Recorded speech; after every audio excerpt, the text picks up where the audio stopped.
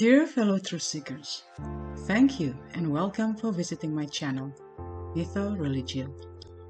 MythoReligio is a series of books about religious comparison studies between the stories in Judaism, Christianity, Islam, Hinduism, and Buddhism, directly from their sacred books and world mythologies. The purpose is to retrace the prehistory of humanity, since I'm not fully satisfied with either the explanations from the point of view of creationists nor evolutionists. There are so many missing links in both explanations. If you feel the same, then you are on the right channel. In this book series, I'll also analyze about the prehistory of humanity from the modern scientific point of view and other alternative theories, such as the ancient alien theories and Atlantis or Lemuria legends. After thorough research of circa 30 years, I recognize many similarities between all religious stories and even mythologies. And surprisingly, some of them are in accordance or even beyond modern science that have been proven as correct.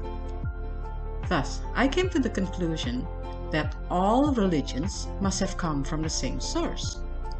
And these stories, although heavily jumbled up, are actually telling one mega story, the true prehistory of our common ancestors. This story is quite different than what we have been told to believe and will truly blow your mind, as it is more fascinating than our imagination. The videos uploaded in this channel are a part of this book series. For deeper analysis that leads to the above conclusion, kindly read the books that are available in ebook format in my website, MythoReligio.com, or the physical books at Amazon.com in color or black and white version.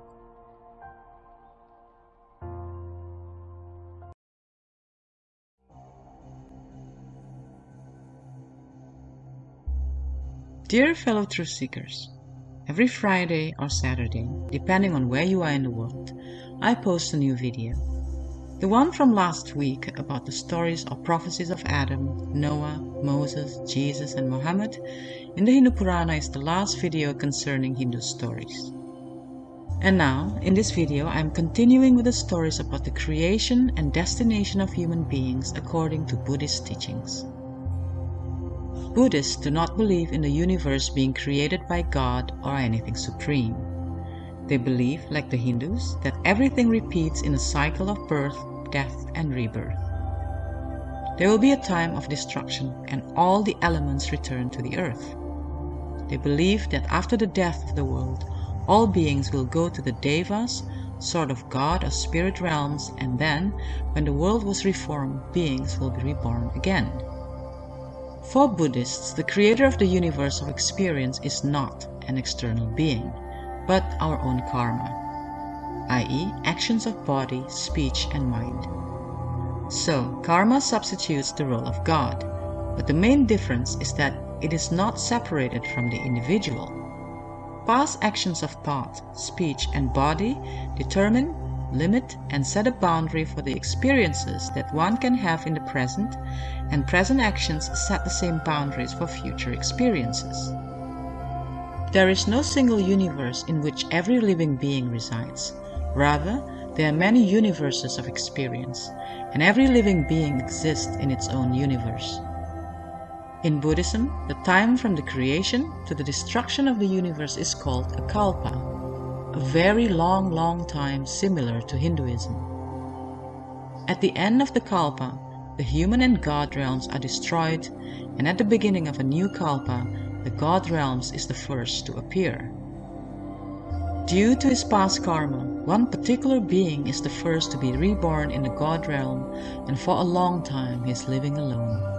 According to one Tibetan master, Brahma, the creator god according to Hinduism, is the oldest living being in the current kalpa. How human beings came to dwell on earth. This story is told in Agana Sutta.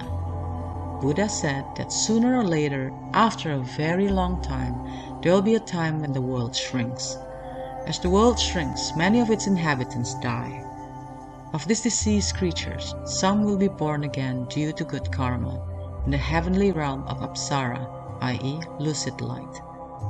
There they will float for a very, very long time as a bodiless, radiating extreme light. They will not eat or drink, as they will nourish themselves from pure spiritual joy.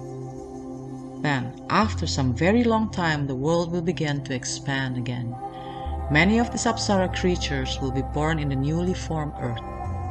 They will float above and around the earth. At this time there will be no moon nor sun, no night nor day, no names, no identity, no female nor male. There will be just one mass of water and darkness, blinding darkness. And sooner or later, after a very long period of time, savory earth will spread itself over the waters where those beings are. It will look just like the skin that forms over hot milk as it cools. It will be endowed with color, smell, and taste. It will be the color of fine ghee or heated butter, and be very sweet like pure wild honey. Some of the creatures of light who are curious and greedy in nature will begin to dive and taste the savory earth substance. At that moment, the creatures will find out that it tastes so delicious. Greed will start to seep in, and they will eat the substance voraciously. Due to the huge amount of the mud substance, they will feed on it for a very long time. As they eat and eat, their luminous body will begin to be coated by the mud substance, forming a coarser body. Then suddenly the sun and moon will be seen. So will the stars, and the night and day will begin on earth. The logical explanation of this is that the creatures are self-illuminating, so blinding and illuminating that they will not notice the sun. The earth will be covered in their light. So when the materialization takes place, the light will fade inside their newly conceived body of mud, and thus the night and day will be apparent to them. Then, as the night and day became apparent, season and years will also appear. Their bodies will still be coarse and roughly shaped. After a very long time, the mud-like substance will begin to exhaust. Then, mushroom-like plants will begin to grow so fast that it will replace the mud-like ocean. The creatures will begin to devour them as well. Their body will harden and details will turn finer. After another very long time, the mushrooms will exhaust, replaced by cassava or turnip-class plants. They will also devour it night and day, and thus they will begin to notice differences among them. As the changes of their bodies vary with one another, the concept of difference will rise. The beautiful and the ugly concept will be born. The beautiful will scorn the ugly, and they will be arrogant about their appearance. Then, after the turnips, rice will grow on earth. The first rice plants will be without husk and kernels.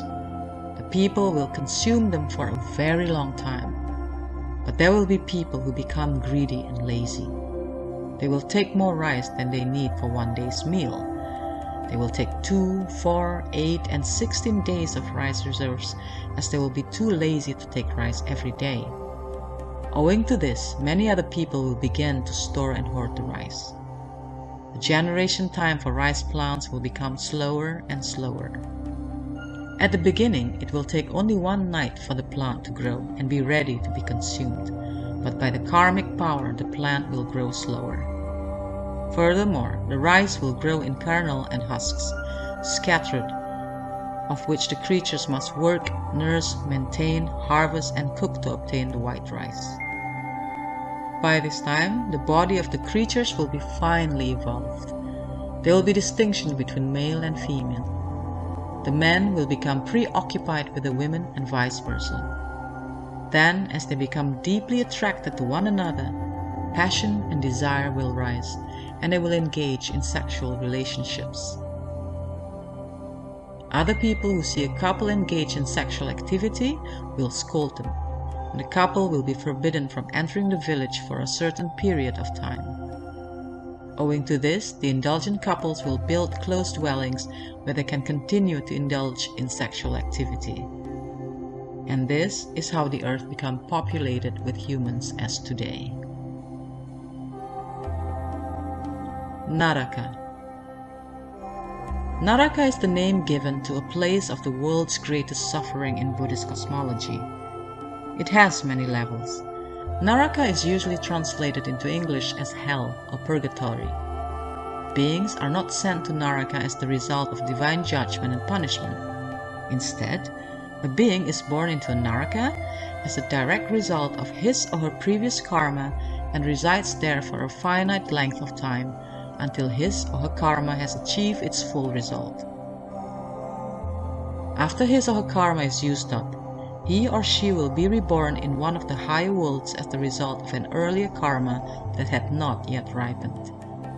The mentality of a being in Naraka corresponds to states of extreme fear and helpless anguish in humans. Nirvana. Nirvana is the state of being free from suffering or dukkha. Nirvana is sometimes compared to paradise in Abrahamic religion, although as with Naraka, it also is not permanent. One will remain in this happy state as long as one's karma account has credited merit. In Buddhism, the term Buddha refers to one who has become enlightened, i.e., awakened to the truth or Dharma. More broadly, it is occasionally used to refer to all who attain nirvana. Thus, Buddhists do not consider Siddhartha Gautama or Buddha Sakyamuni, the last Buddha in this age, to have been the only Buddha. In my next video, I will share with you the story of the Buddha.